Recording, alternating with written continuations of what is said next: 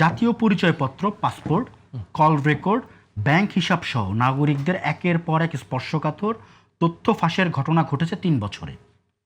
এসব তথ্য নিরাপদ রাখার দায়িত্ব যেসব প্রতিষ্ঠানের, তাদের বেশিরভাগই তথ্য ফাঁসের ঘটনা সম্পর্কে জানতো না। কোনো কোনো ক্ষেত্রে তথ্য ফাঁসের খবর জানিয়েছে বাইরের গবেষক, সংবাদ মাধ্যম কিংবা ডার্ক ওয়েব পর্যবেক্ষণকারী প্রতিষ্ঠান। ঘটনার পর জবাবদিহি বা শাস্তির কোনো নজির নেই।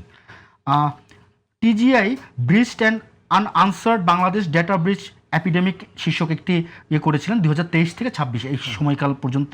ওনারা বলছেন যে 68টি তথ্য ফাঁসের ঘটনার ওনারা পেয়েছেন। তো এই যে বিদ্যমান কাঠামোতে আইন আর জবাবদিহিতে যে একটা স্পষ্ট ঘাটতি, আর এই তথ্যগুলো তো রাষ্ট্রের নিরাপত্তা দান করার কথা ছিল, এই বিষয়টাকে আপনি কিভাবে দেখছেন? এটা কিন্তু অনেক পুরনো আলোচনা এবং আজকে আবার নতুন করে একসময় দেখা গেল যে আমাদের এনআইডির তথ্যগুলো পাওয়া যাচ্ছে, যেটা সাংবাদিকরাও পরে দেখেছেন যে খুব সহজেই সেটা অ্যাক্সেস করা যায়।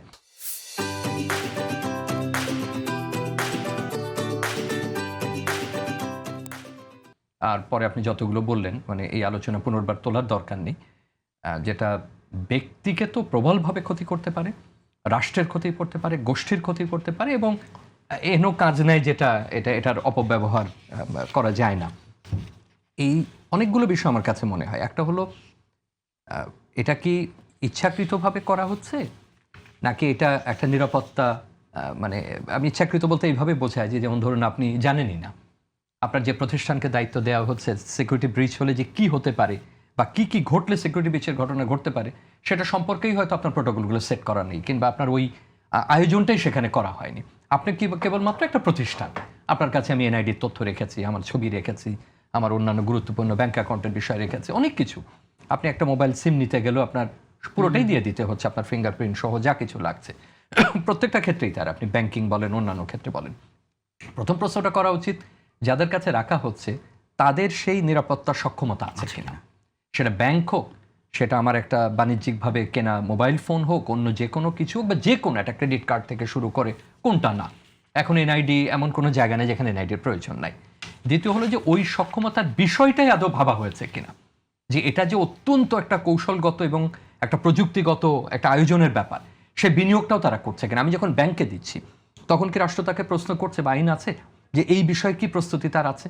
ধরুন একটা ব্যাংকের কথা আপনি ধরেন, সেটা রাষ্ট্রায়ত্ত ব্যাংক হোক বা বেসরকারি ব্যাংক হোক, সেখানে তো আমার সব তথ্যই থাকে, আমার ছবি থাকে, আমার স্বাক্ষর, তথ্যগুলো ব্যবহার করার পর ওনারা তো তারপরে কোথায় যাচ্ছে, এটার প্রক্রিয়াজাতকরণের পর এটা কোথায় যাচ্ছে, ক্রেডিট কার্ডটা নেওয়ার পরে সেই তথ্যগুলো কোথায় যাচ্ছে। এমনি আমরা অনেক সময় বাণিজ্যিকভাবে দিয়ে দেওয়ার বড় বড় ঘটনা আন্তর্জাতিক ক্ষেত্রেও শুনেছি, যে প্রচুর তথ্য সামাজিক মাধ্যম থেকে নিয়ে হয়তো কোনো নির্বাচনী পক্ষকে দিয়ে দেওয়া হচ্ছে, কোনো বাণিজ্যিক প্রতিষ্ঠানকে দেওয়া হচ্ছে। সেটা এক ধরনের, সেটা একটা মার্কেটিং, আলাদা একটা কনসার্ন সেখানে আছে।